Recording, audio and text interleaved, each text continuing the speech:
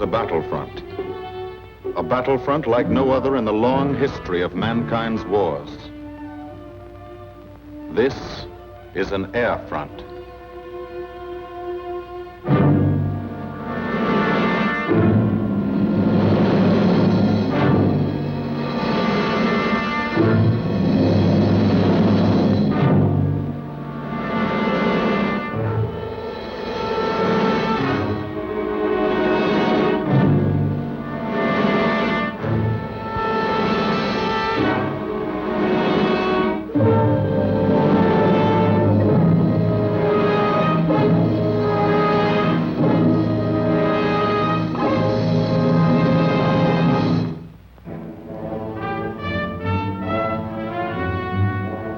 The working day begins, as it will end, with the ground crews, as much a part of the fortress as her wings.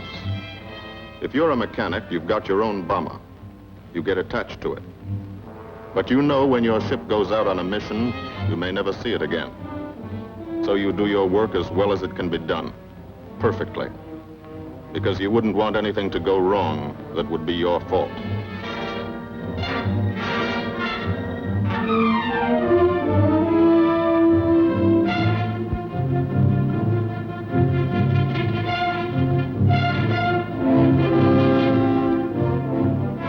Today, the bombs will be taken from these bomb dumps somewhere in England and delivered to specific points in Wilhelmshaven, Germany.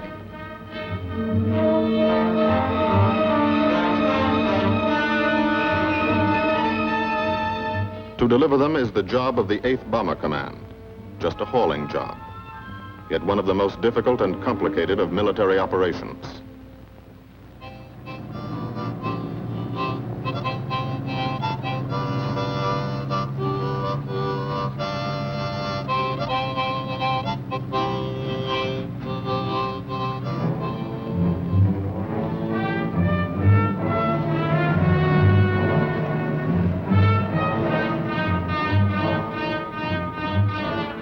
General-purpose demolition bombs, impact velocity as high as 750 miles an hour, pierce 5 inches of armor plate, destroy a factory.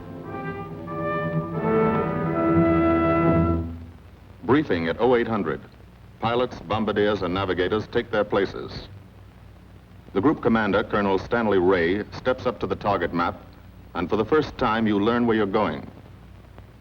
Sometimes your face turns white when you find out. Sometimes the feeling you won't come back tightens your insides. Not so long ago, you were sitting like this in a college or high school classroom, not listening too hard, perhaps even a little sleepy. But you listen here.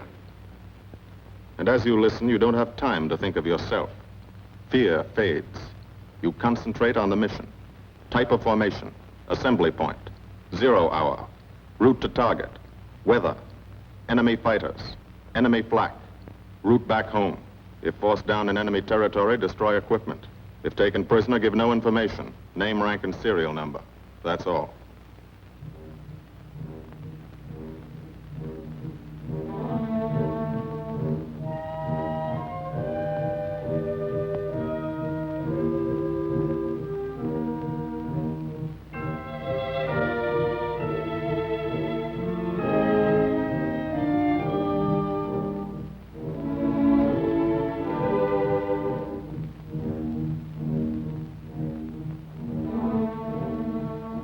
These are the passengers with one-way tickets.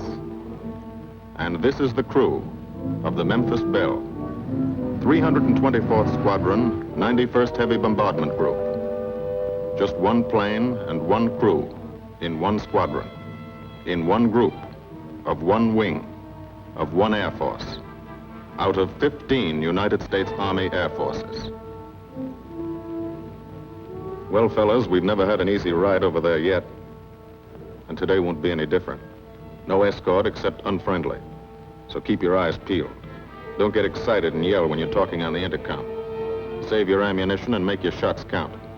And let me know what goes on back there, Quinlan. Yes, sir. Stay on the ball, gang, and she'll bring us back like she's always done. Okay? Let's go.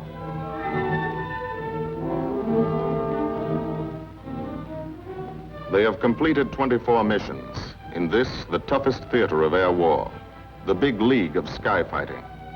Their experience is priceless. And so, if the Memphis Belle comes back this afternoon, they will be sent to bring the vital lessons they have learned to thousands of air crew men in training at home. Home is America.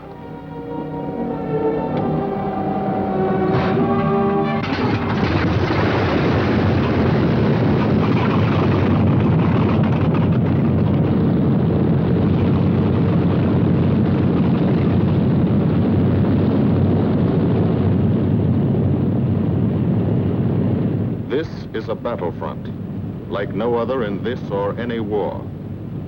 No monster armies, no booming cannon. Only the roaring engine sound of the bombers pounding through the quiet English countryside. This is an air front.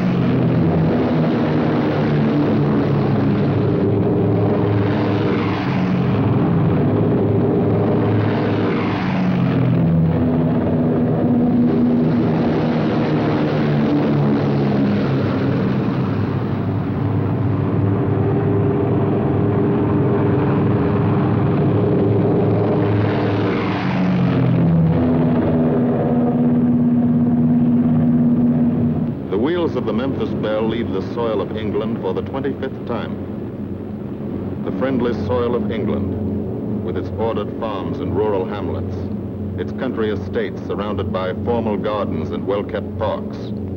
The England these Americans knew only from the classics they had to read in school. The England of the towns and cities, whose people have defended their island's freedom for over 1,000 years. But today, their countryside has changed. Today, their island has been converted into a gigantic bomber field, a super aircraft carrier anchored off the shores of Fortress Europe, with hangars and machine shops, with hundreds of dispersal points, perimeter tracks, and concrete runways. This is England in its 5th year of war. And this is the new battlefront, the air front, from which we seek out the enemy. Not his infantry or his artillery, not his panzer divisions, but the greater menace, the industrial heart of his nation, the foundation on which the Nazi Empire and its armies stand, the power behind the German lust for conquest. The steel mills and refineries, shipyards and submarine pens, factories and munitions plants. Pinpoints on the map of Europe which mean rubber, guns, ball bearings, shells, engines, planes, tanks, targets. Targets to be destroyed.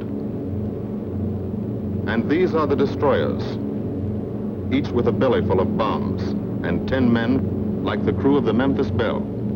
Pilot Captain Robert Morgan, industrial engineer from Asheville, North Carolina.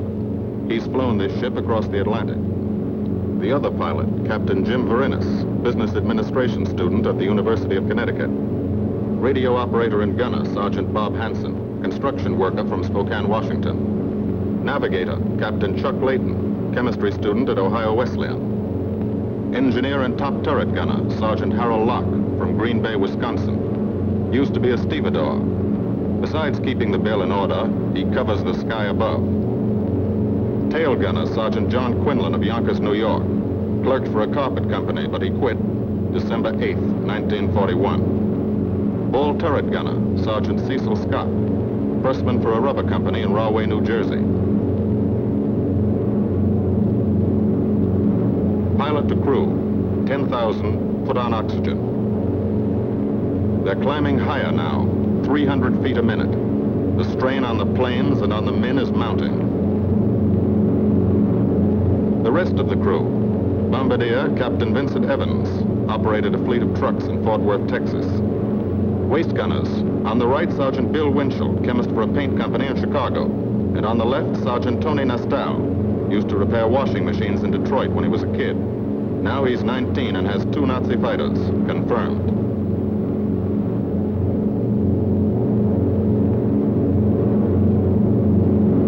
It takes all of a pilot's strength to keep a 30-ton fortress in tight formation. But the formation is the bomber's best defense against enemy fighters. The planes are deployed to uncover every gun, stepped up and down, echelon to the right and left, arranged to overcome the danger of gunners firing into friendly ships, arranged so concentrated cones of fire from the caliber 50 machine guns cover the sky for 1,000 yards in every direction.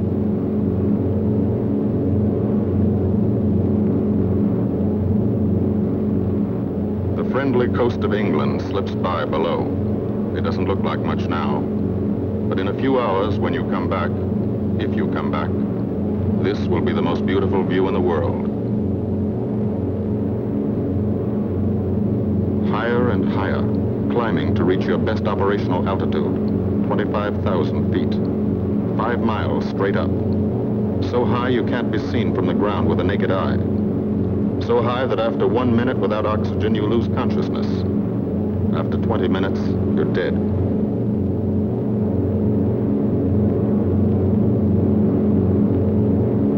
From now to the target, you go about your routine duties, plot your course, check your equipment, and wait, and think. Higher and colder. Temperature, 40 degrees, below zero. Take off your glove and you lose some fingers. You look out at the strange world beyond. Reflections in plexiglass, like nothing you ever saw before, outside of a dream.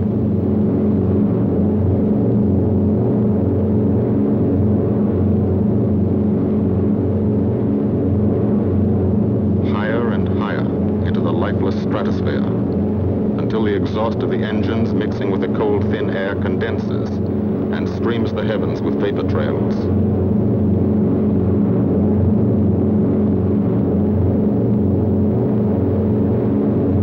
To the men in the ships, they're far from beautiful, for they point like beckoning fingers to the formation, signposts in the sky for the enemy to spot us.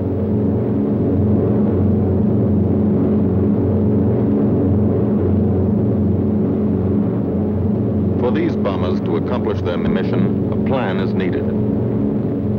Carefully worked out, timed to the minute. The job is to bomb Wilhelmshaven effectively and economically. The enemy is strong, skillful, determined to stop us. Here are his defenses. Airdromes, well dispersed. Each plane indicates a stoffel or squadron of fighters. Heavy anti-aircraft, highly trained and accurate, all along the coast and defending his vital installations. Radar to warn him of our coming. Here is our plan to divide his defenses and weaken his opposition.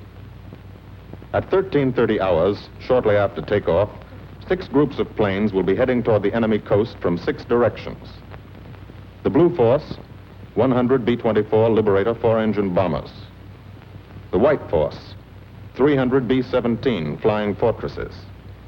The Green Force, 300 B-17s with an escort of 6 squadrons of P-47 Thunderbolts.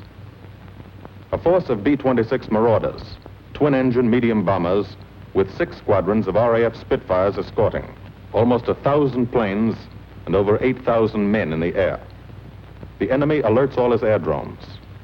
But which is our main force? What are our targets?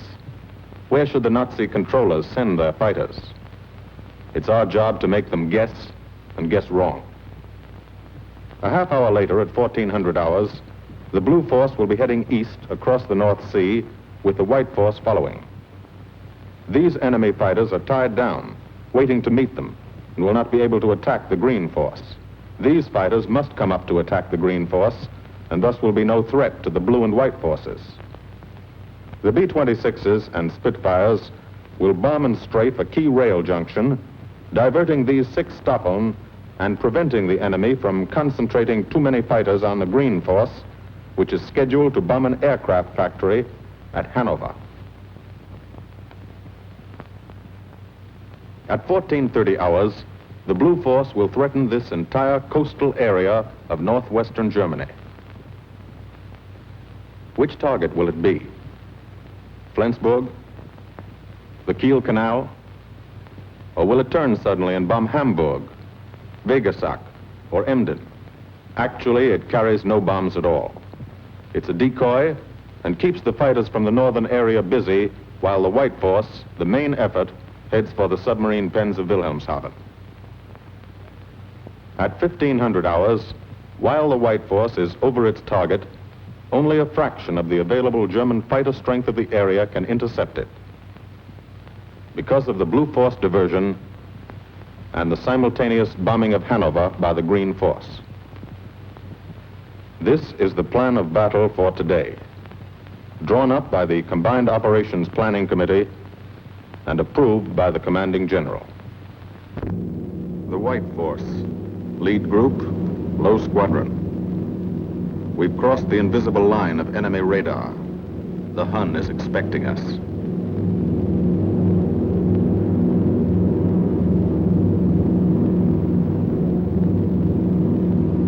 Steel helmets go on. Watchful eyes strain.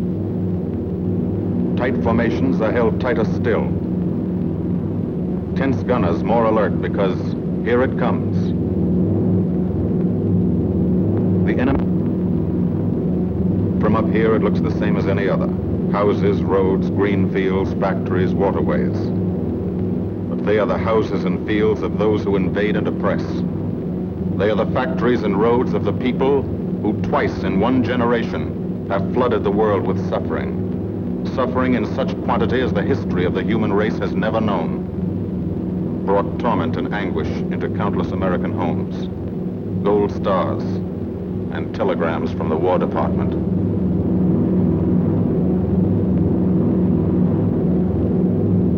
The first flak, just harmless looking, silent puffs of smoke. Only each puff is a shell exploding, throwing shrapnel around the sky. Exactly the range, accurate flak by radio prediction. 5 miles down, Nazi anti-aircraft batteries have calculated the altitude, speed, and course. Where will the next one hit? You try not to be there.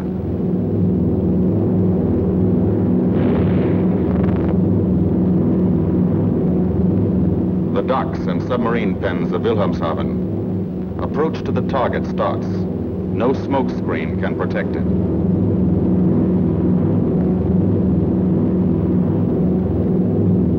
Now the enemy knows the path of your approach and walls that path with a flak barrage, but you fly right through it. Flak so thick you can get out and walk on it.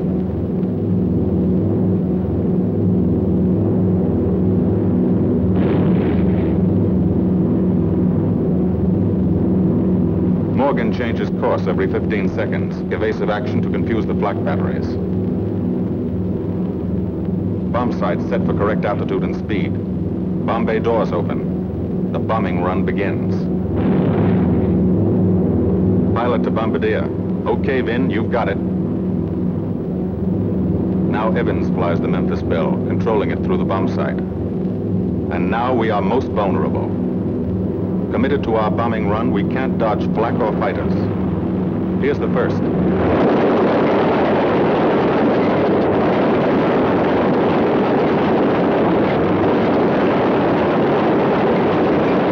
Top turret fires at it. Evans must ignore the battle. Crosshairs lined up on target. Adjustments for wind drift made.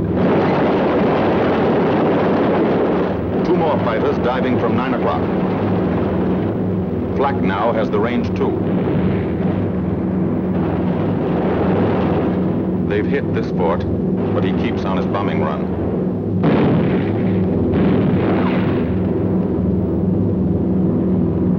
As lead bombardier, Evans's aim must be good. Every other ship in the group will drop its bombs when he drops his. Now, one pointer on the bomb site moves toward another stationary pointer. The instant they touch, bombs will release.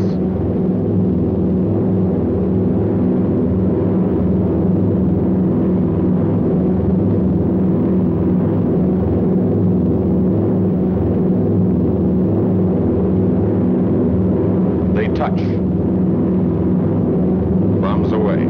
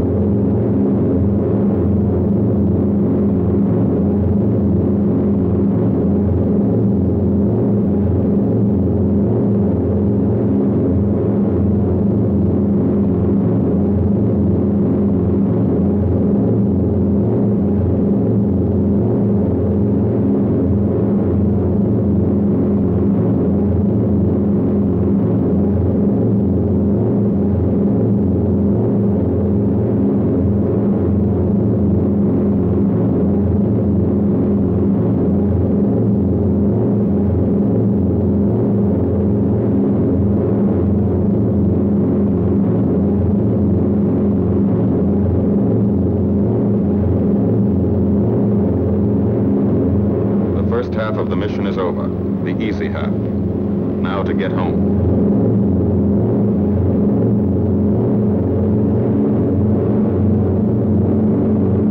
The flak stops. That means fighters out there somewhere. A staffer lurking behind that cloud, or hiding up in the sun where the glare blinds you, and you can't see them, waiting to dive down on you. Fighters at 6 o'clock. This is what a gunner sees. A speck in the sky. That's a fighter. And then a blink. That means he's firing at you. 2,300 rounds a minute.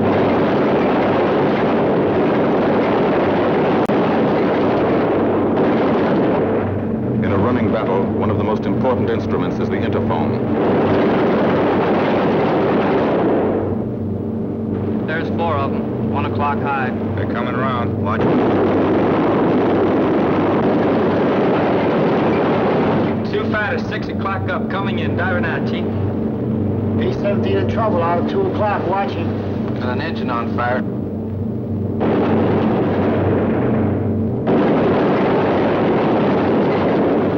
There's 2 more diving through the 94th. 3 planes, 9 o'clock, coming around. Keep your eye on them, boy. Coming around to 10. Watch them, so keep your eyes open. Yeah. They're breaking at 11, breaking at 11. I got them. Coming around underneath at 10 o'clock. I got see those 2 'em. at 2 o'clock. Watch them, Scotty. I got my sights on them. Check that B-17, Chuck, 3 o'clock.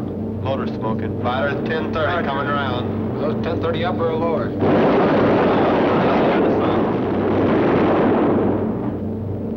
B-17 out of control at 3 o'clock.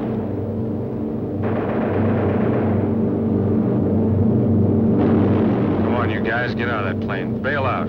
There's one. He come out of the bomb bay. Yeah, I see them. There's a tail gunner coming out. Watch out for fighters. Keep your eye on them, Bill. See any parachutes, Quinlan? 2 parachutes open. Black at 9 o'clock. Men still in that B-17. Come on, the rest of you guys. Get out of there. Come on, bail So out. far, there's 3 more shoots. Flak, 11 o'clock. Fighters, 6 o'clock. ME-109 at 3 o'clock. Keep after him, Mitchell. I see him. I'm on him. Come on, you son of a bitch.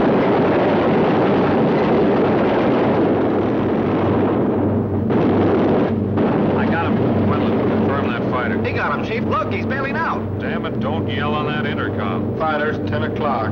Watch those 2 at 12, Ben. They're coming in. They're coming in, Scotty. Get that ball turret on him. Save the ammunition as much as possible.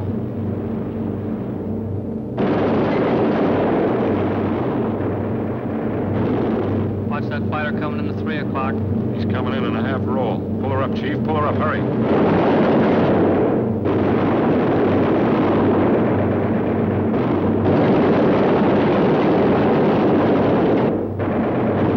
This fortress is hurt.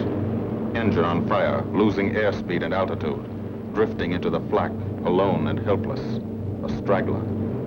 In a minute, Nazi fighters will swarm in like buzzards for the kill. You can watch, but you can't go down to help. You keep your formation.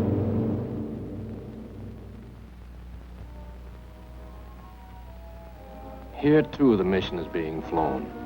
None the less real for being in the minds and hearts of these men behind. Ask anybody who's been to a field in England, or anywhere else our bombers are based, and he'll tell you that there's drama here, too. Waiting to see who's coming back. To watch them, you might not realize how tense these ground crews are. But they are tense, and plenty worried. In Air Force talk, this waiting is known as sweating out the mission. These men know the flight plan. Their watches told them when the bombers were running into enemy flak, when they were over the target, when they left the enemy coast. And now their watches tell them the bombers should be nearing the field. Every ear strains for the first sound of the engines. And then somebody hears them. And somebody sees the first faint specks in the distant sky.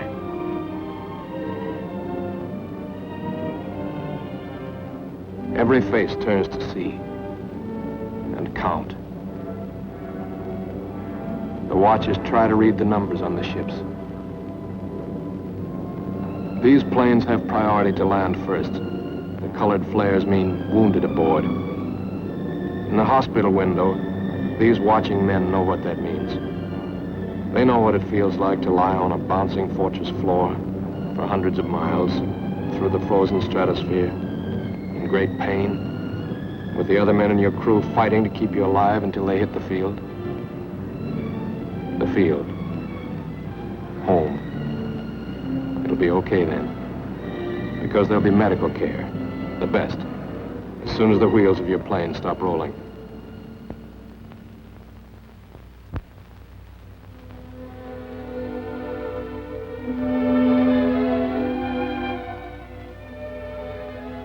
Head wound. Concussion. 20-millimeter cannon shell exploded in his radio compartment. Shock. Internal injuries.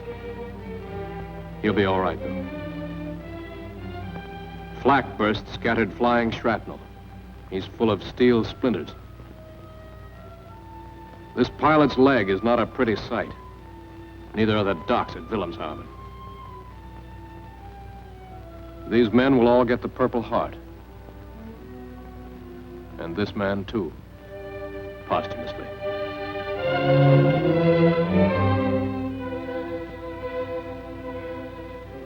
A transfusion right in the plane. This gunner's too weak to be moved. The new life-giving blood flowing into his veins might be the blood of a high school girl in Des Moines, a miner in Alabama, a movie star in Hollywood, or it might be your blood. Whosever it is, thanks. 36 planes left this field this morning. Now 6 more arrive. That makes 20 home. And this one's 21. More wounded aboard.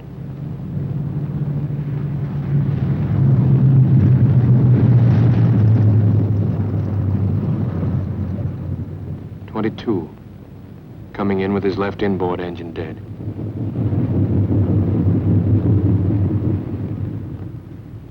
.23, with a feathered prop on his left outboard engine.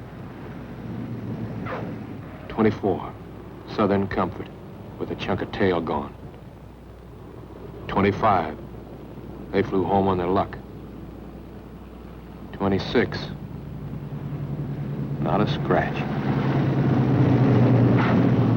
The control tower learns that 2 more landed at a British field to the south. 1 a crash landing, crew safe. That makes 28. 29, a rough landing, but her pilot's badly hurt. It's a wonder he brought her back at all. 29 planes back, so far.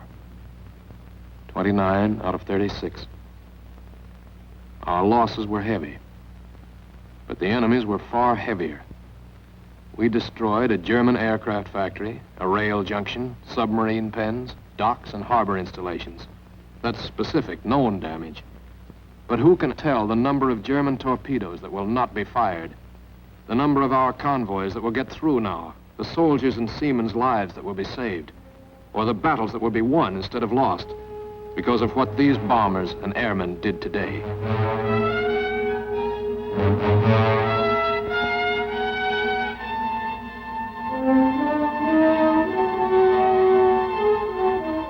Pilot and tail gunner.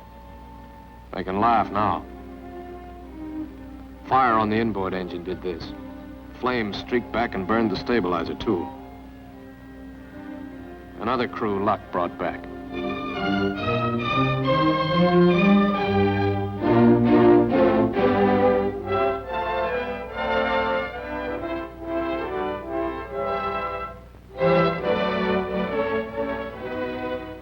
Here's old Bill.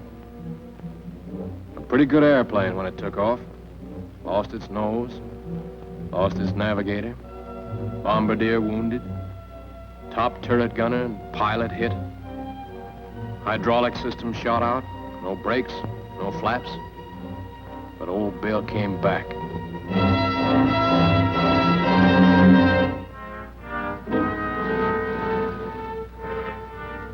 Now, among the returned crew members, talk flows like a river, talking out every detail of the mission.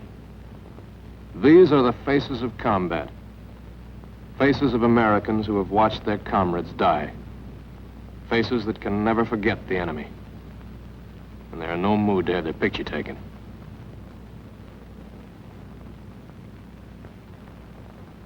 In the control tower, Colonel Ray, the group CO, is still watching and waiting. And then he spots the last flight.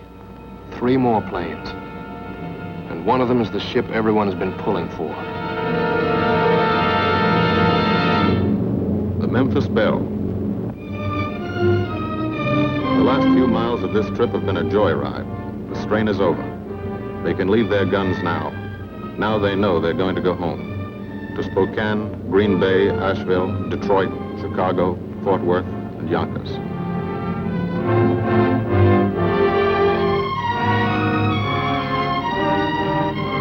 The Belle comes in for her landing. But first Morgan buzzes the field, cuts the grass with the giant fortress. It's against the rules, but this is a special occasion.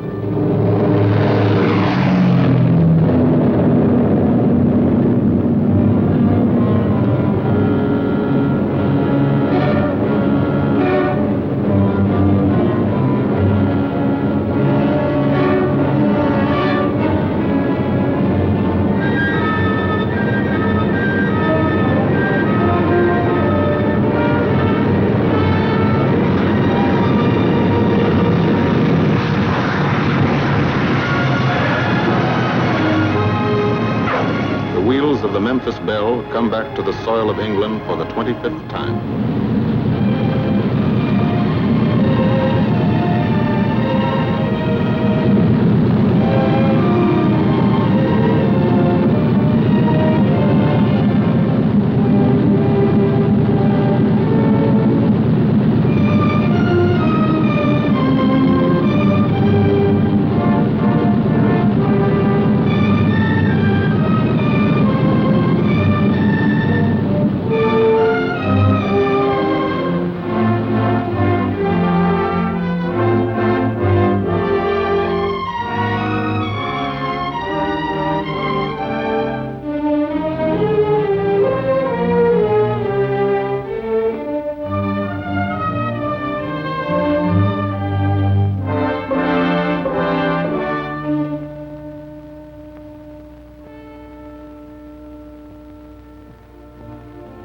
This is a day they will never forget.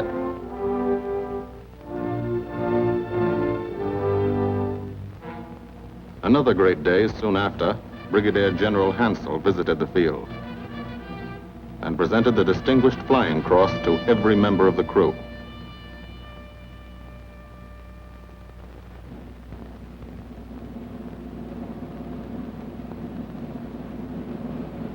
And then there was another day.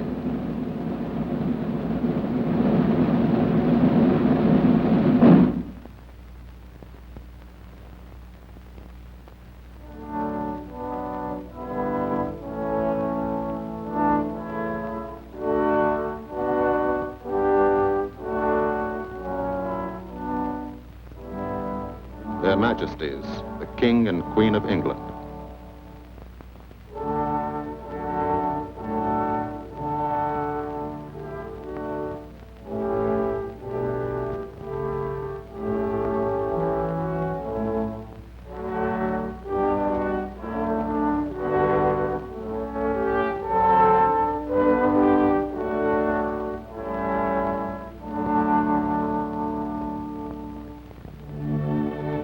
Johnny Quinlan never thought anything like this would happen to him when he left Yonkers.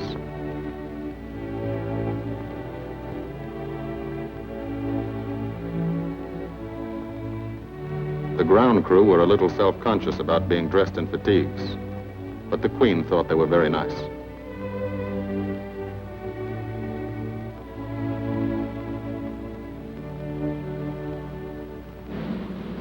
Finally, two more visitors came. General Acre, commanding the 8th Air Force, and General Devers, U.S. commander of the European Theater. The Belle crew received them in flying clothes, as General Acre read the order for what he called their 26th and most important mission. Return to America to train new crews and to tell the people what we're doing here. To thank them for their help and support and tell them to keep it up so we can keep it up. So we can bomb the enemy again and again and again until he has had enough. And then we can all come home.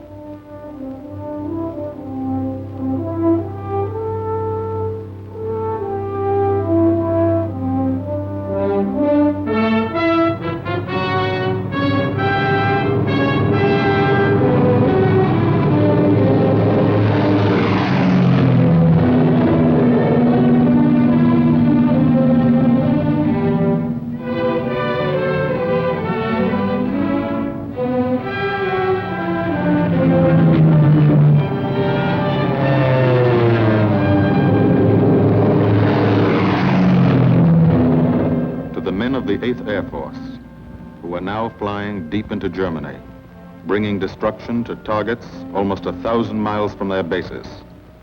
Destruction like this. And who have never once been turned back by the enemy. To those men, this film is gratefully dedicated.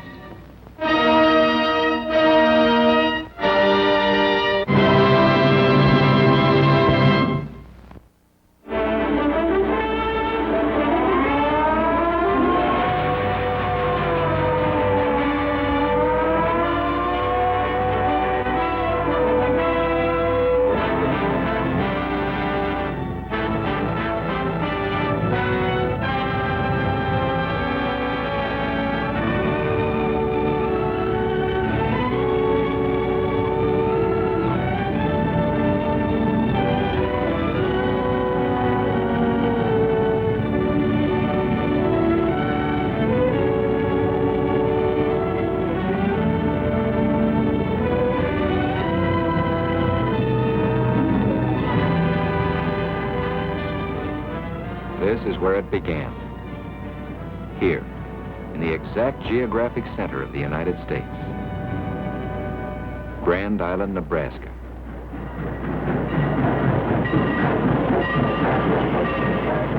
The men were brought here from every corner of the country, and a few corners outside the country.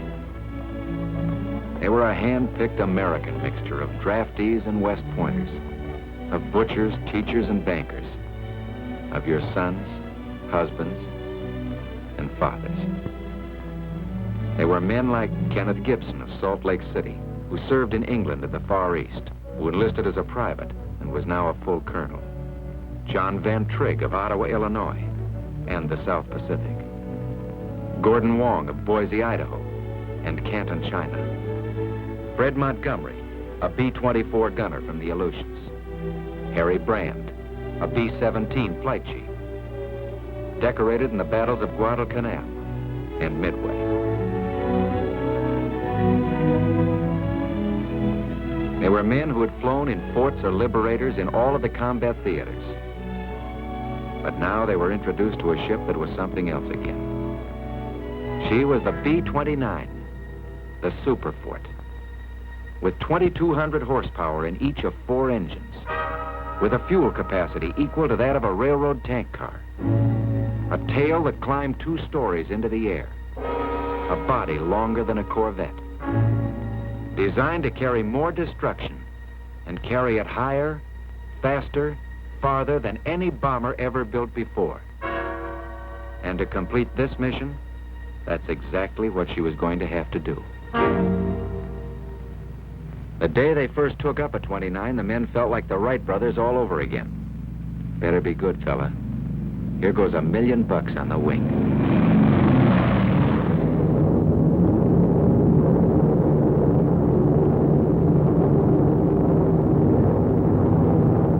By the second flight, they were in love with the ship. And old hands. And starting to get impatient. But the Army told them nothing. Just kept them flying and kept them wondering. They wondered about when they'd finally be off, which way they'd go, how they'd do, and how long it would be before they'd be on their way home again. Well, while they were wondering, the big wheels decided. Almost the first the men knew about it. It was 5 in the morning and they were on their way.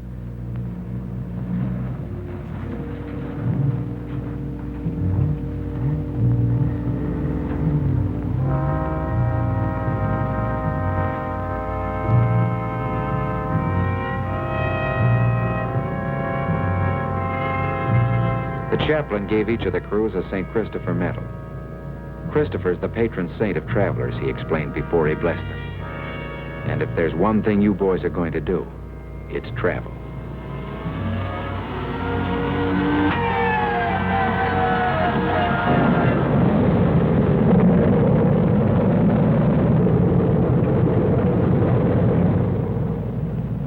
The chaplain was right. This was the takeoff for one of the greatest mass flights in history.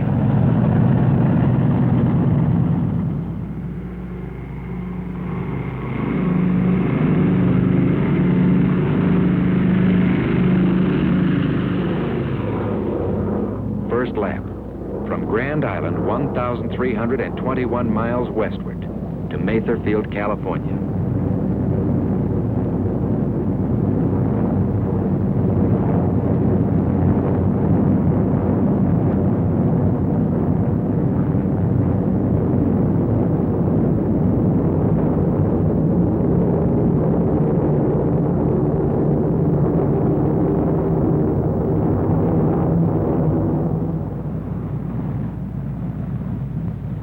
Mather Field was their POAE, Port of Aerial Embarkation. Here the crews had to go through a final production line checkup. Then they were ready for the second lap. From Mather Field to Pearl Harbor, 2,415 miles further west. When they passed over the Golden Gate Bridge, it was like having a door shut in their faces. So long, California. So long, USA. On this first overwater hop, it was the navigators who were on the spot. With all their fancy equipment, their minds still had to make the final calculations. An error of 2 degrees would wind their ship up over nothing but ocean, with empty gas tanks.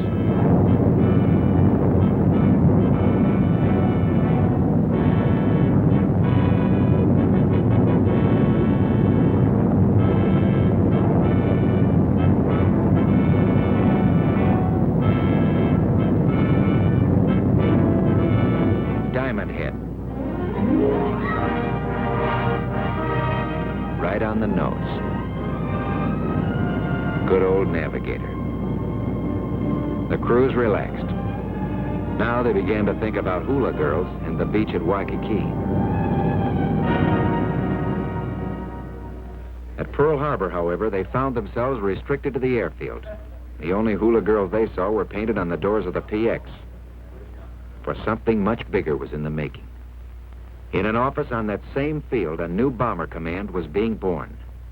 The 21st, Brigadier General Haywood Hansel commanding, to include all the planes and all the crews that had left Nebraska. Hansel conferred with Lieutenant General Millard Harmon, General Arnold's deputy for B-29 activities in the Pacific. And the details were set for the 21st Bomber Command's initial strike. After briefing next morning, General Hansel and the men left Hawaii. Their final base was no longer a mystery. 4,000 miles farther west, with only one refueling stop on the way, lay the island of Saipan.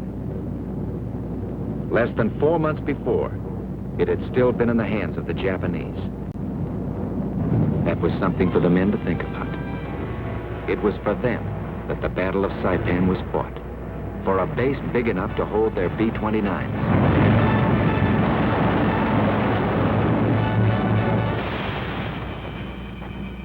Soldiers, sailors, and Marines paid a price for that base. Afterward, aviation engineers and service groups sweated over it. That, too, was for the B-29s.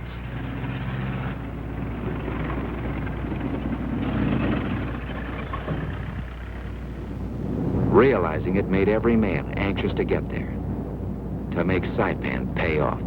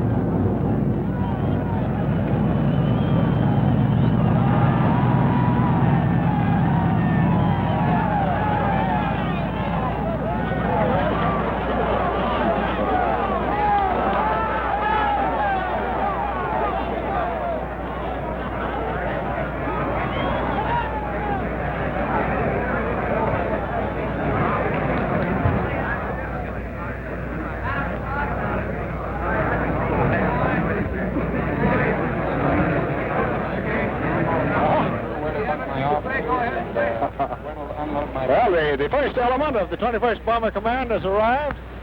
When we've done some more fighting, we'll do some more talking. Thank you.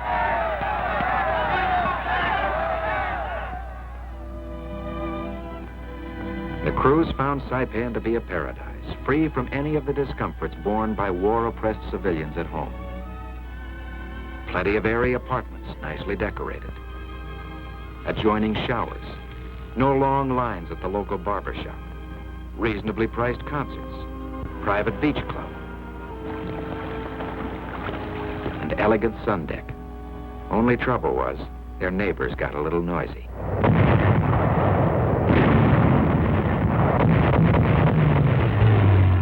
B-29s on Saipan were like artillery pointed at the heart of Japan. The Nips made a desperate attempt to knock the base out. They came over at night, too. They paid admission. But they got some of ours.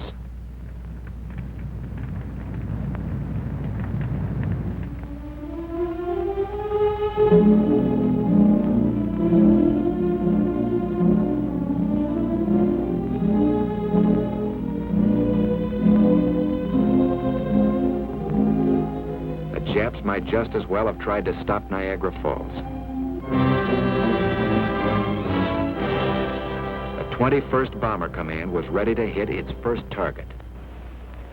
Our target for today is one of 3 of the Nakajima aircraft plants located 11 miles west of Tokyo. The men had hoped the first one would be Tokyo, and they were delighted. But they weren't kidding themselves.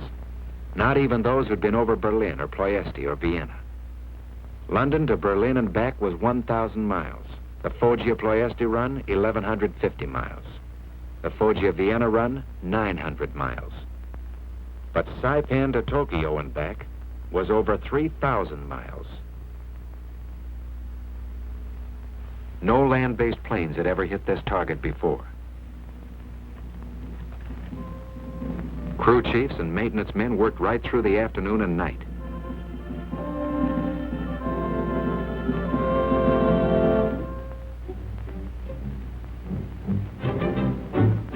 The ordnance men fused the payload. Dawn.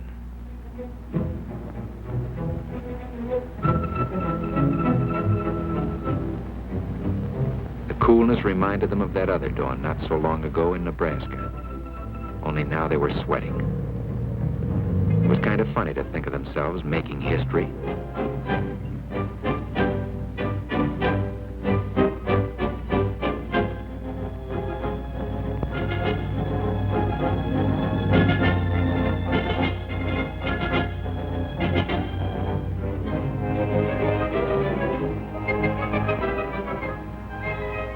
The lead ship was A-1, Dauntless Dottie.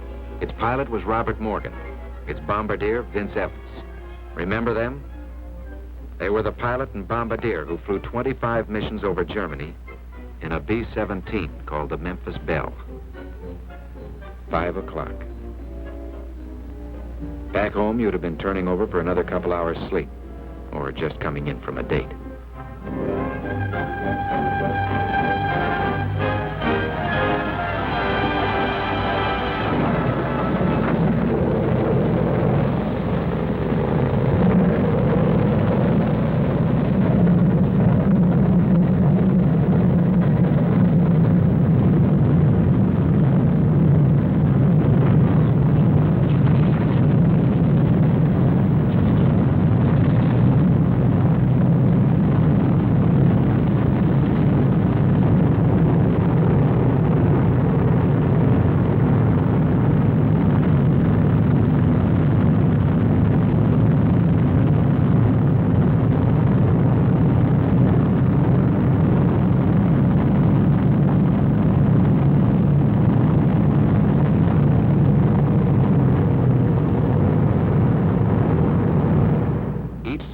Carried well over 7,000 gallons of gas, more than 6,000 rounds of ammunition. With their great load of 500-pound general-purpose bombs and incendiaries, they weighed almost 70 tons apiece.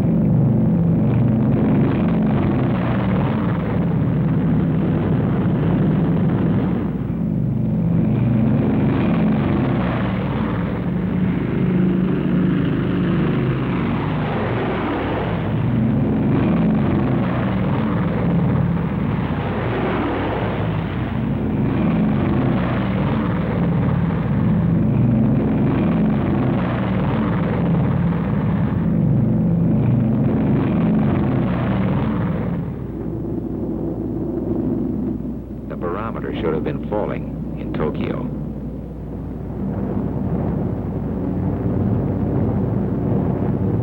This was the final lap of the long mission.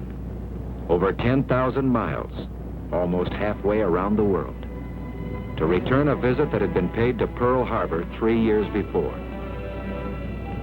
Pearl Harbor was on their minds now. The 2,000 American dead, Hickam Field in flames, the Arizona and the Oklahoma and the Pennsylvania. There were other things on their minds. There was the triumphant feeling of being the first, the advance guard of a long procession of superforts that would smash Tokyo. There was the grim satisfaction of making the Nipponese High Command eat its words. Tokyo, the Japanese High Command had broadcast, is out of range of land-based American bombers. There was the uncertainty, the fear of the unknown. 1,600 miles lay between them and their target. What kind of a defense would the Japs put up? How much flak? How accurate? 1,600 miles lay between the target and getting back to Saipan. How many of them would get back? They recalled very clearly the fate of the Doolittle flyers who had crashed in Japan and been captured.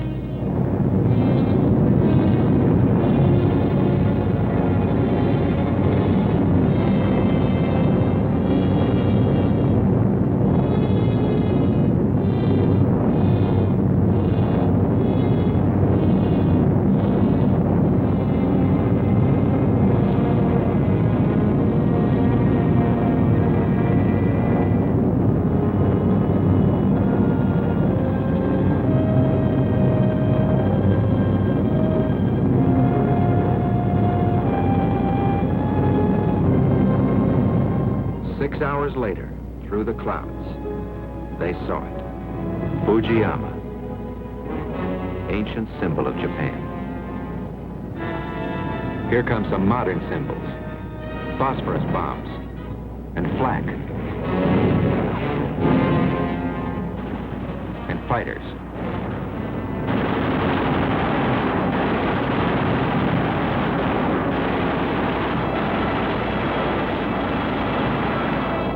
Inside a superfort, you can't see its guns. You fire by remote control.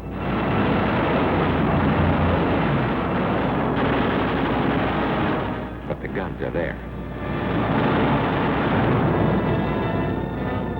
And now, below them, is Tokyo.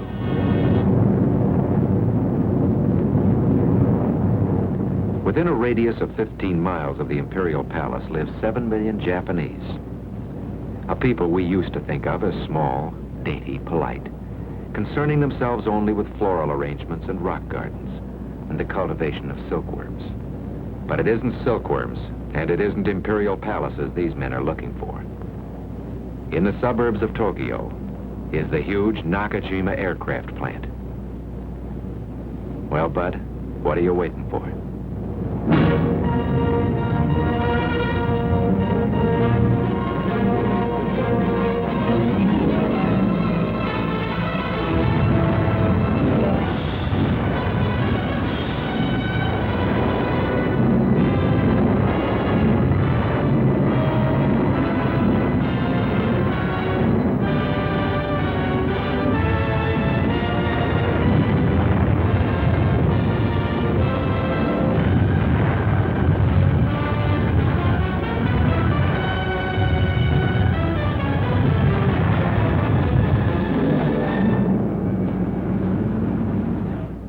The B-29s that had taken off at dawn, all but 2 got back to Saipan that night.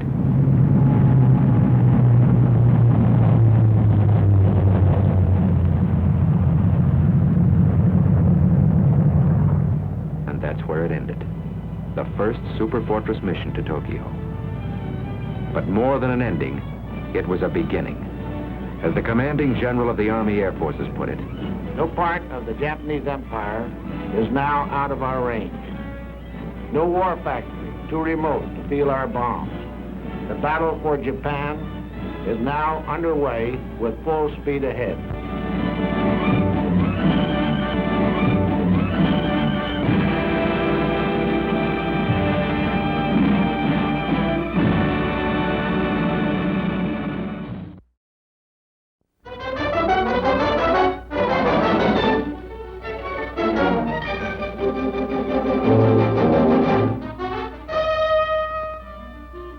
picture was photographed in combat zones by cameramen of the Mediterranean Allied Air Forces and by pilots of the 12th Air Force, who, during missions against the enemy, operated automatic cameras in their planes. Behind the pilot, shooting forward and back. Under the wing. In the wing, timed with the guns. In the wheel well. In the instrument panel, photographing the pilot himself.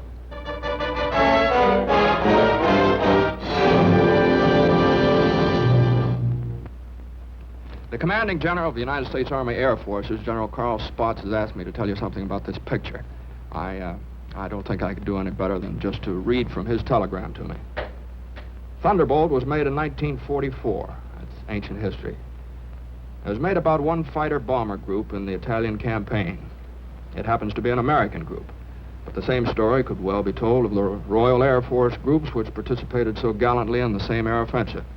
As a matter of fact, the story belongs to all men who fought for freedom and did it a long way from home. Signed, Spaatz. Thank you.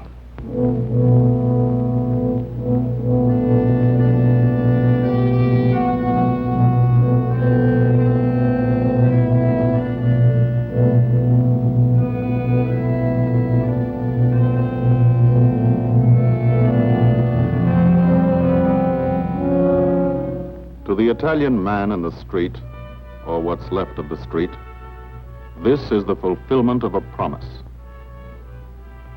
The promise of the fascists to build a 20th century Roman Empire, conceived in tyranny and dedicated to the proposition that some men were meant to be slaves of other men.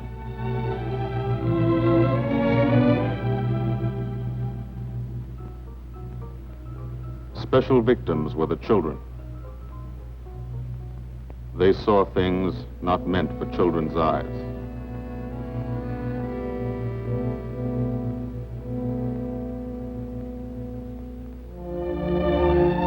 From the air, Italy is more remote. The airman never sees the face of the people, only the face of the country.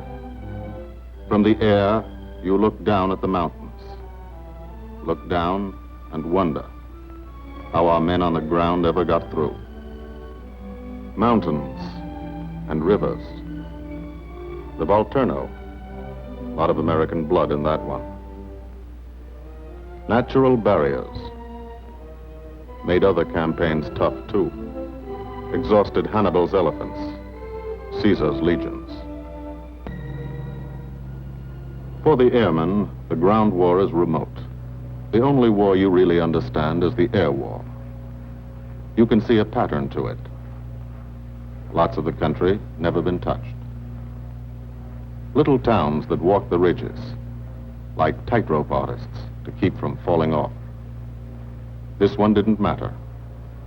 When something did matter, that was another story. This is how we changed the face of Italy from the air.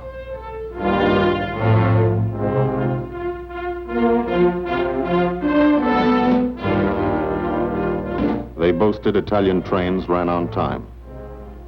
Not these. This is what we did to the face of Italy. There's a story behind why we did it and how we did it. The story starts on an island, 60 miles off Italy's coast. The island of Corsica.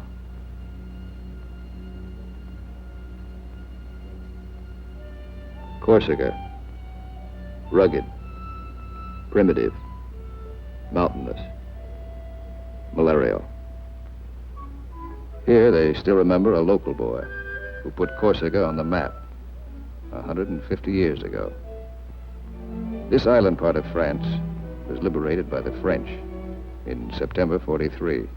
But you can still find a few Germans left by the wayside where they fell, in the shadow of our airdromes.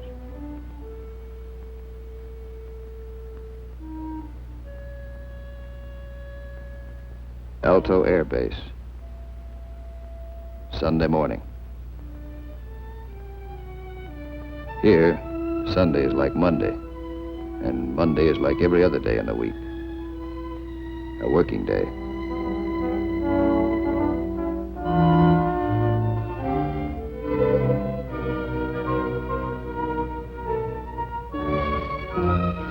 The engines wake you at dawn. In your sack, you can hear the crew chiefs pre-flighting your planes, getting them ready for the day's missions. This is how you live when you're an airplane driver, fighting an air war, 20 minutes from the Germans in Italy.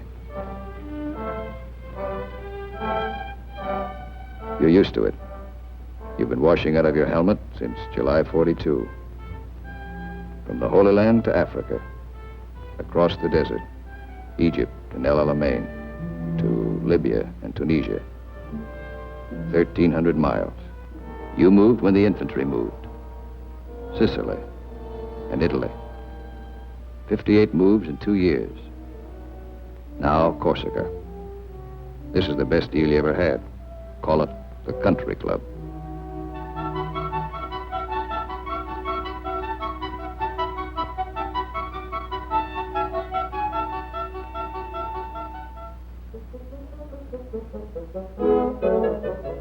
When you talk about air power, this is what you mean.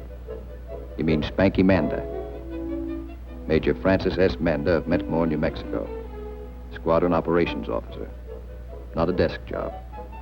Had over 170 missions, working for 200. He's 22. You mean Captain Howard Hickok of Ames, Iowa. He's a flight leader. Just had 30 days in the States. Time to get married and come back. He's 23. Or, in his Italian general's trailer, Gil Wyman, Louisville, Kentucky. Hardly looks old enough to vote, but he's boss of a squadron. He signs his letters, Gilbert O. Wyman, Lieutenant Colonel, Air Corps, commanding. The old man. He's 24.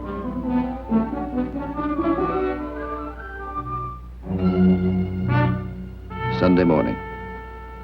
For the 57th Fighter Group, 3 squadrons, 1,000 men, another day begins at Alto Air Base. You could close your eyes and see it this way. Spread out like a diagram. Been home sweet home for some time. Good steel mat runway, 150 by 6,000 feet. Tower call sign is breakneck. Lots of jokes about that. We share the field with a French fighter group. Don't speak the same language, but we fly the same airplane against the same enemy. Each lost a man yesterday. We get along. Group commander, Lieutenant Colonel Archie J. Knight, West Point, 1940. He's 27. First mission today is a 6-5 squadron show. Briefing, right after breakfast. Informal, short, to the point. Park yourself in a bomb crate and get your escape kit. Enemy money. Instructions to get you back through the lines, just in case. The S2 tells you about your target.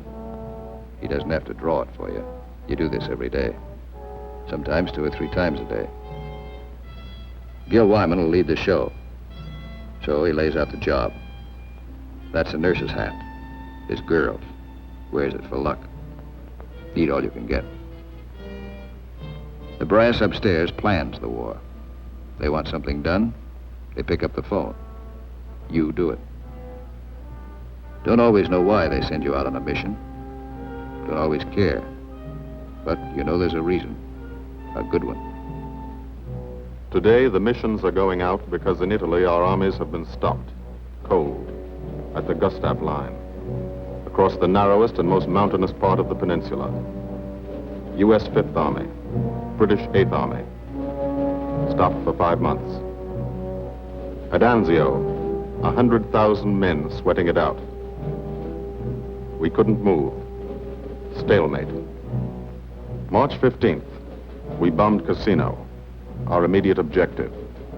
Good job of bombing. Didn't work. Our infantry didn't advance. It was the wrong use of air power. Wrong because we were not taking advantage of the airplane's greatest asset, its ability to get behind the enemy. That's what the air planners wanted to do, get behind him. Lieutenant General Ira C. Aker, commanding all the air in the Mediterranean, British, French, American. Major General John K. Cannon, Uncle Joe, commanding the 12th Air Force. And Brigadier General Gordon P. Seville, 12th Tactical Air Command, the brass upstairs who run the air war. They said, let's not hit him here. Let's hit him here. Let's isolate the battlefield. Let's weaken the entire German front by depriving it of supplies, fuel, food, ammunition, reinforcements. They call the plan Operation Strangle. This is what we want to do with airplanes. How? A lot of railroads in Italy. This is the enemy. Keep the trains from getting through. A lot of rivers in Italy, and over 700 major bridges. We figured if a train came to one, and it wasn't there, it'd be kind of tough to get across. Medium bombers got many of the important ones, but bridges are long, narrow targets, difficult to hit and destroy. Took a lot of trips, bombs, planes, men. We started to use a special weapon. A fighter bomber, the P-47 Thunderbolt.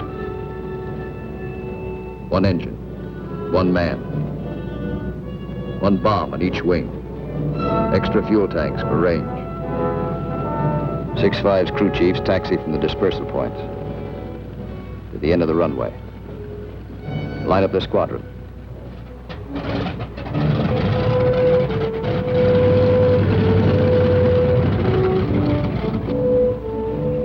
All the pilots have to do is climb in and take them away. If you're a crew chief, you've got your own P-47. Sometimes you think of it as your personal airplane. The pilot's a fellow you lend it to every day. You let him fly around in it, and you expect him to bring it back in good condition. No bullet holes or flak holes. After you've been lending your airplane to one pilot for a long time, you get attached to him, too.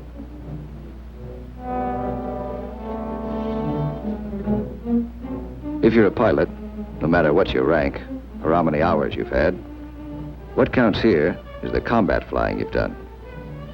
Unless you've done plenty, you're a beginner. You're called a sprog. And you remain a sprog until you're wise to the tricks of the trade. After you put a few missions behind you, you become a sport. Then, with plenty of action, 50 or 60 missions, if you're still around, you're promoted. You become an old sport, a veteran. The big shots, like Gil Wyman, are called wheels. No one knows exactly why. This fella's a wheel, too. Says so in his plane. Major Richard O. Hunziker of Tucson, Arizona. Got 179 missions. Your crew chief can't go along, so you always like to tell him what you're going to do. Got a triple threat mission today. Each section's going after a bridge. I'll come in on a course of about 40 degrees. Same old thing. Go out there and dodge around in the ack-ack. Dive bomb out of a left-hand turnabout and carry the bombs right on down.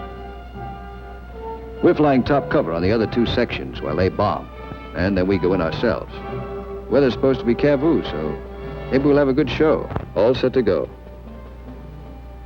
But you don't. You wait. You wait for 5 minutes.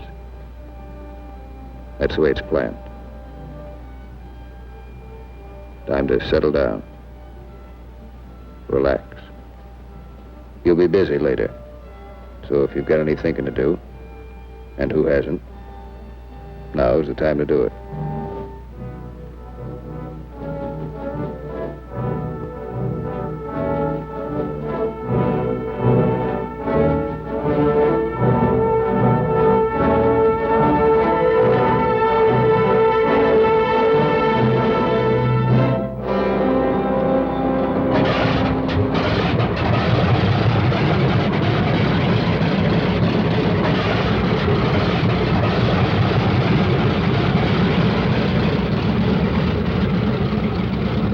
this till I get back.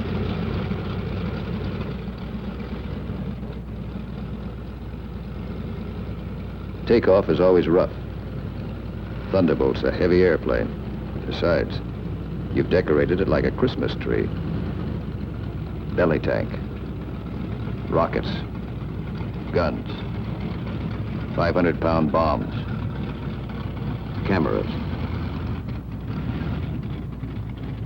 Hello, Breakneck. Cola Leader here. We clear to take the runway for a takeoff. Over. Roger, Cola Leader from Breakneck. You're clear number 1 to take off. Roger, Breakneck. Thank you. The mile of steel runway will shrink to nothing under you. Halfway down, by the tower, you'll be committed. That means you can't slam on the brakes and stop. Once you're committed, you usually go up. First pair, Wyman and Gustafson.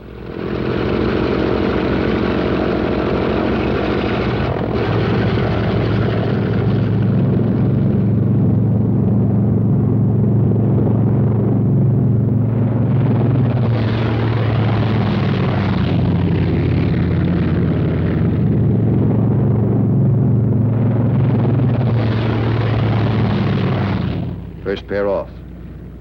Second pair taxis out. Goss and Burgess.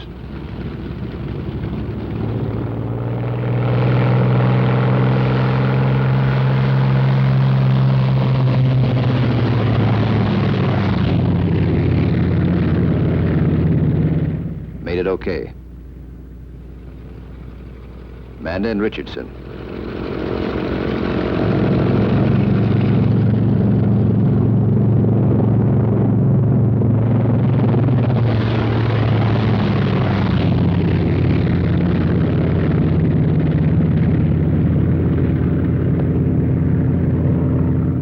Smith and Atwood. Come on, get her up.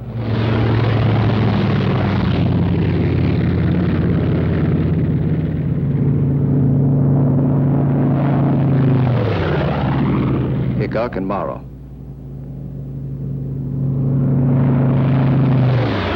Last pair, Welby's and Hunziker.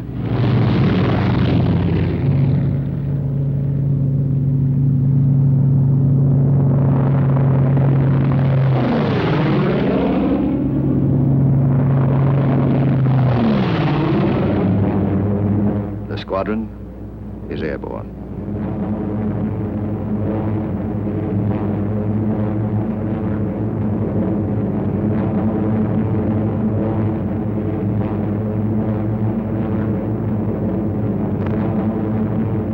Over Corsica, then out to sea, on the deck.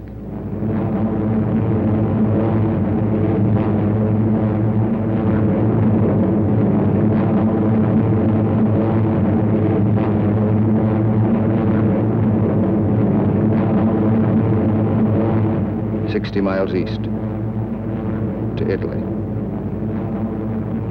Flying from Corsica, you go only 60 miles and you're 150 miles behind the German front.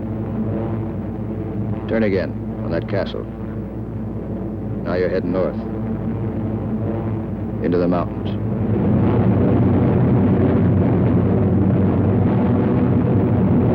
Leader section, red section, black section. Formation flying, a game of follow the leader, the squadron leader. He navigates, makes the decisions. Doesn't tell you what to do, does it? You follow, wingtip to wingtip. He turns, you turn.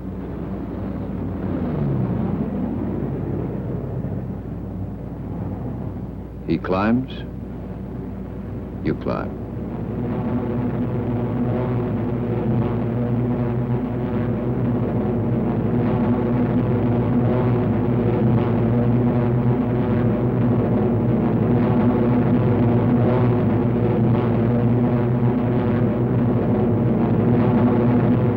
Climbing still to 10,000 through the clouds.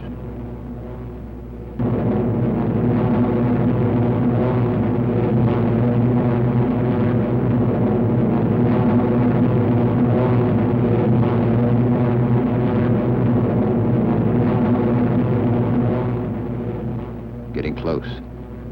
Start looking for the target. Stuck down there in one of those ravines. All look alike. Wingman, he's back. Keep the formation spread out.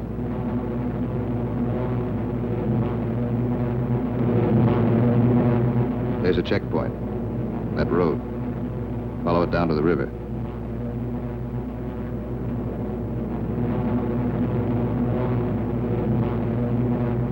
Your first bridge should be down there. Somewhere.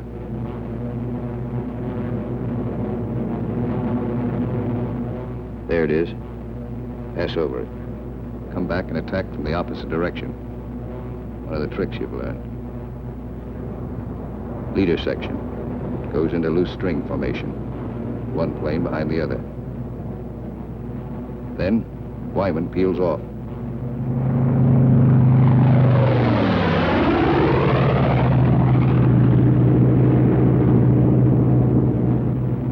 The rest of the section follows.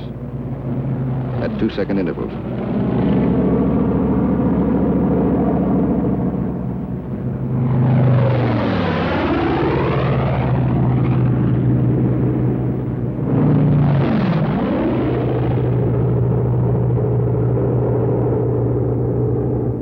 Last man goes in.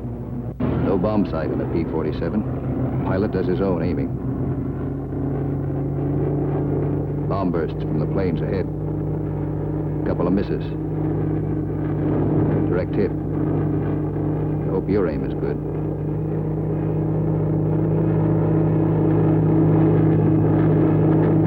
Drop your bombs.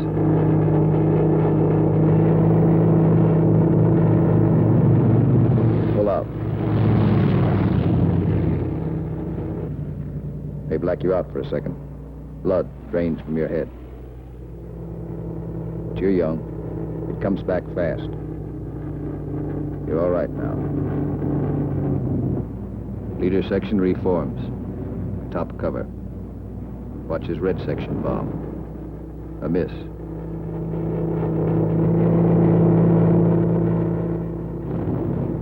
Another miss.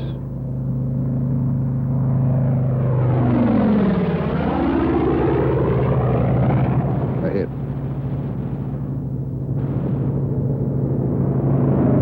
Section goes down.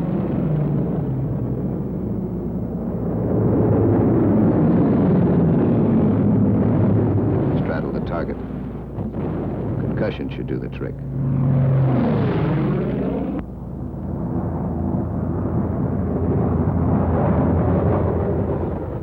No more bombs. Still got plenty of gas. Plenty of ammo. Go in the prow. Ease down on the deck. See what you can find.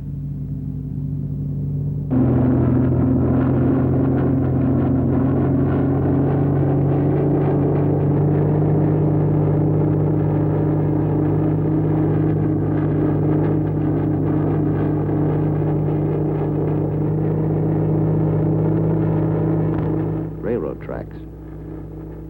Following tracks. Not a bad way to find a train. You spot one. Kick her over. Give it a few squirts. Might kill somebody.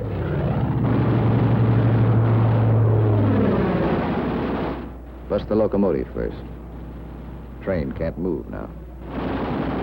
Let's see what's in those boxcars. 12 of you. You'll all crisscross in. Everybody takes a few passes.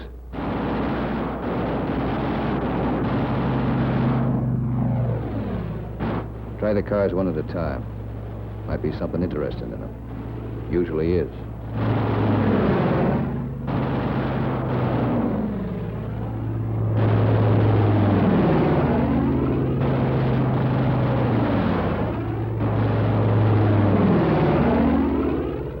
Got it burning nicely now. Take another pass. For luck.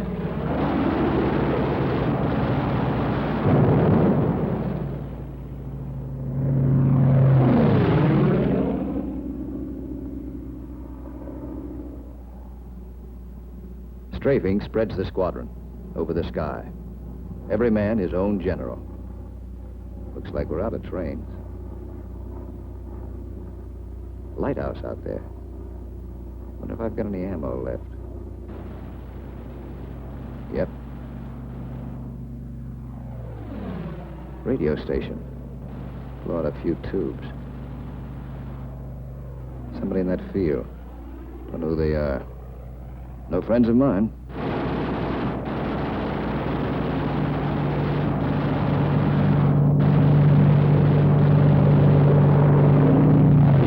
Scary vehicles parked in that farmyard. More in back. Must be a headquarters. Houses around here look kind of suspicious. Might be something in them. Nothing in that one. Nothing in that one.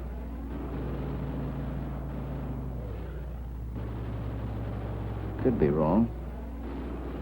Nothing in that one. Uh-oh. What do you know?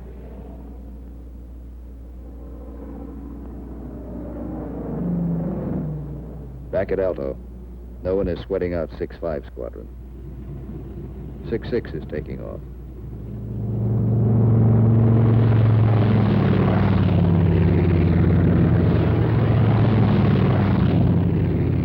No one will sweat them out either.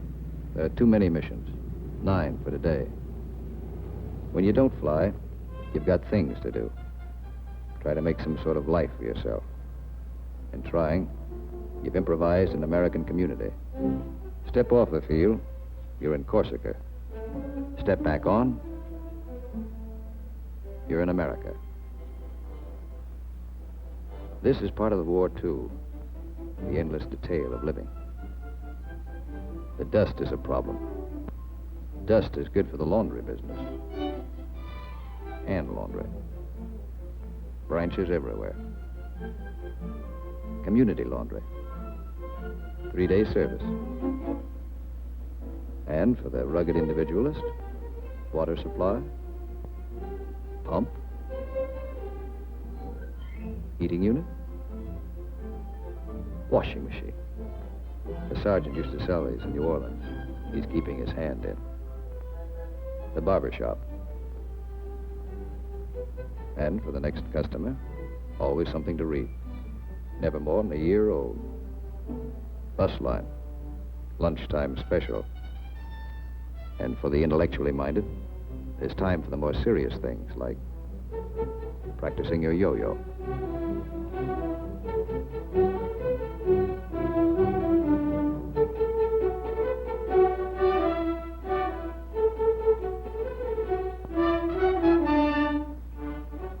If there's anything you want, don't ask for it. Build it. Build as though you'd be here forever, knowing you may get orders to move tomorrow.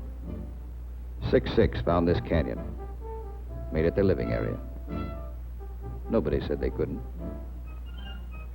Nobody says you can't have a house. Build it. Nobody says your squadron can't have a beach club. Build one. Nobody says you can't dam up a river to make a swimming hole. This American community has everything.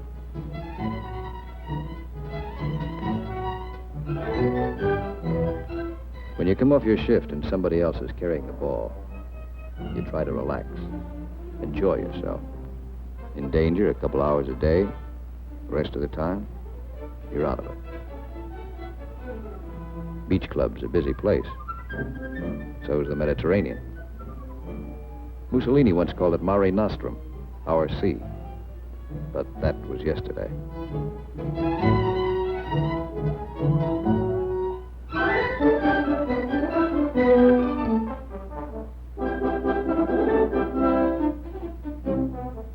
The yachtsman. An old wing tank and a few odds and ends make quite a boat. The crew chief scrounge parts. Scrounge is polite for steel. Scrounge him from wrecked Jerry planes, banged up Italian cars, old parachutes for sails. They use only the best quality junk. Sometimes when you can get a PX ration of beer, you drink it. Then you look like this.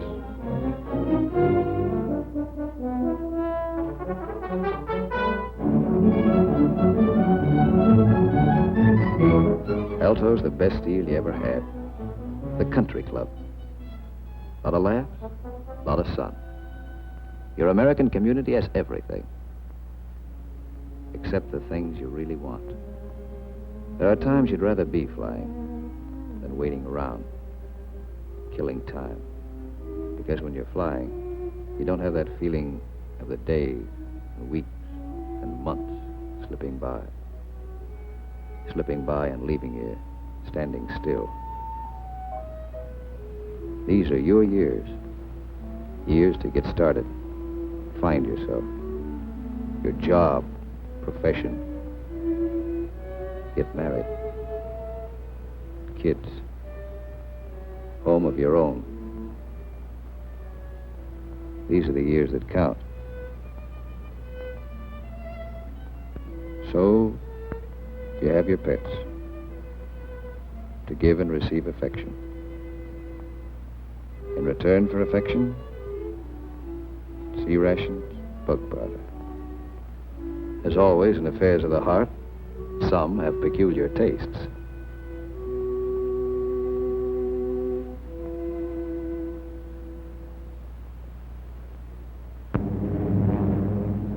Six Squadron, heading out. 6-5 Squadron, heading home. A meeting in the air comes and goes fast.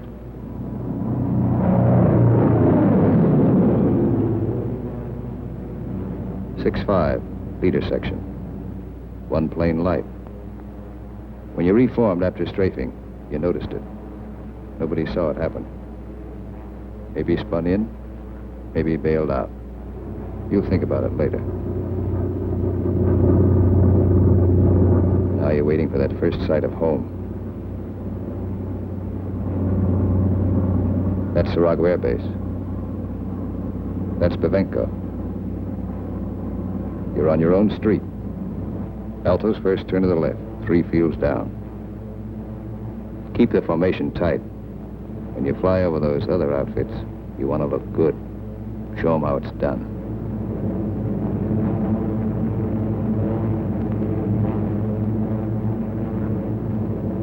Alto, home.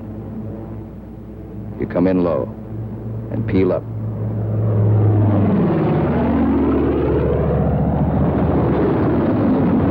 You peel up to reduce speed.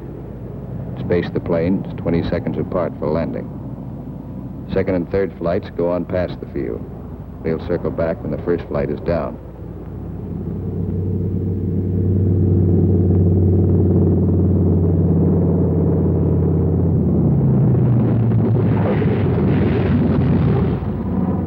Drop your gear.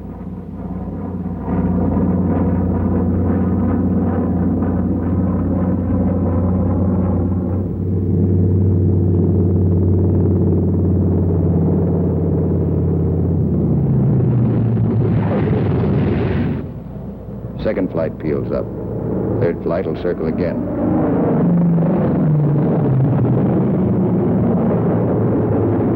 This is all the flying see. You like to give them a kick.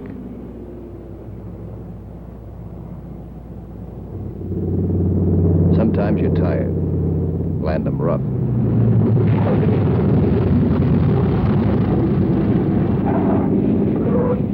It's embarrassing. The colonel's not happy about the flak holes. New airplane. His crew chief will be mighty sore. And how will you explain this away? Then, after the interrogation, you relax. Grab off some donuts and coffee. Jive with a Red Cross girl who meets every mission. And fly the show all over again, on the ground.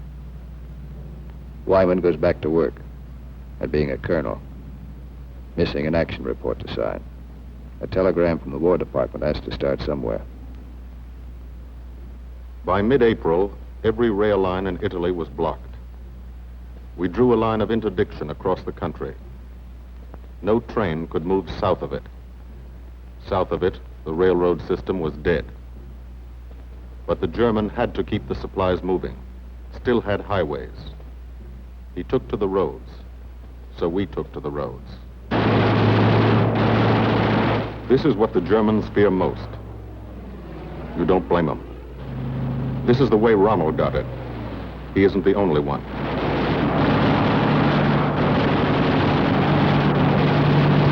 When you clobber a highway, you burn plenty of ammo. Cyclic rate of fire, 800 rounds a minute.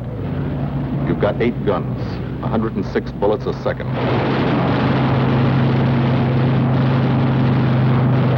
Rockets.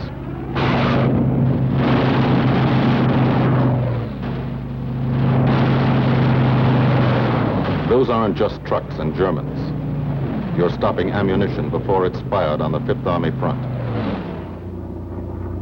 And you're doing it 200 miles behind that front.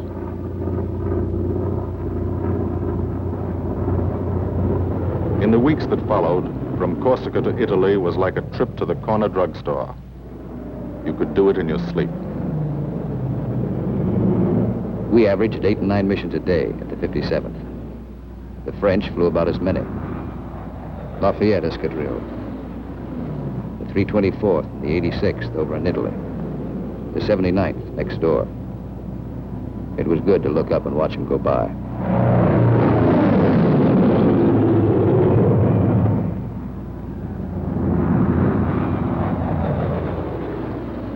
But there were other things. There were those pillars of smoke. Never knew when you'd see one. That's a wreck. A P-47's cooking, and there's a man in it. When they hit like this, there's nothing to do. Let them burn. And stay clear of the exploding ammo. Keep on landing. You have to. No place to park up there. Why did it happen? Engine cut out for a second. 200 yards from the runway. 200 yards from home. Flak damage might have caused it. You'll never know for sure. All you know is, for some, the war is expensive. You wish the people back home could at least see it.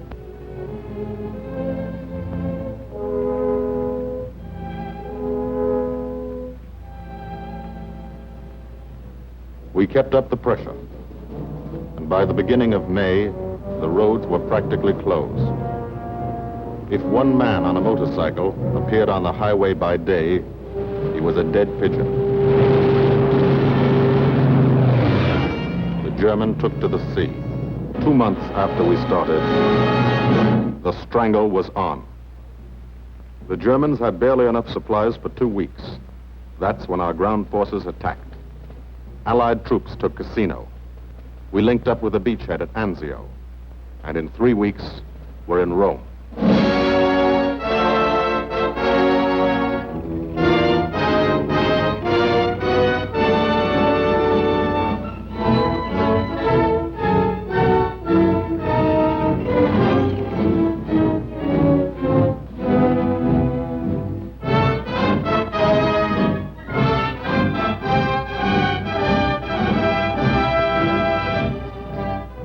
The men on the ground pushed north, and as they moved up, they saw what had been done to help them.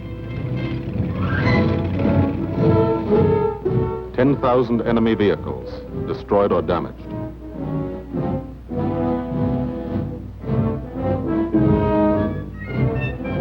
In every town they took, no marshalling yard. How many out of business because of the gasoline these trains never carried?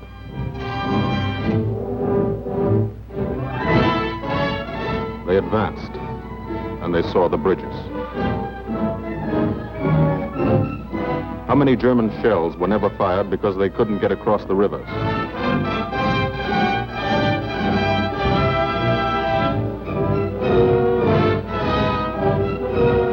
The ground forces exploited their breakthrough. In plain language, they shot and killed Germans.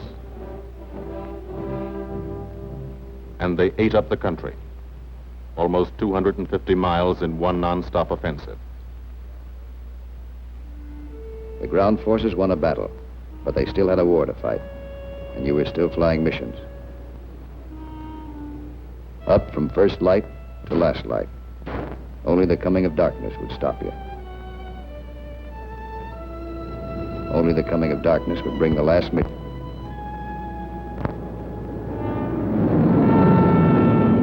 It's Country Club for airplane drivers.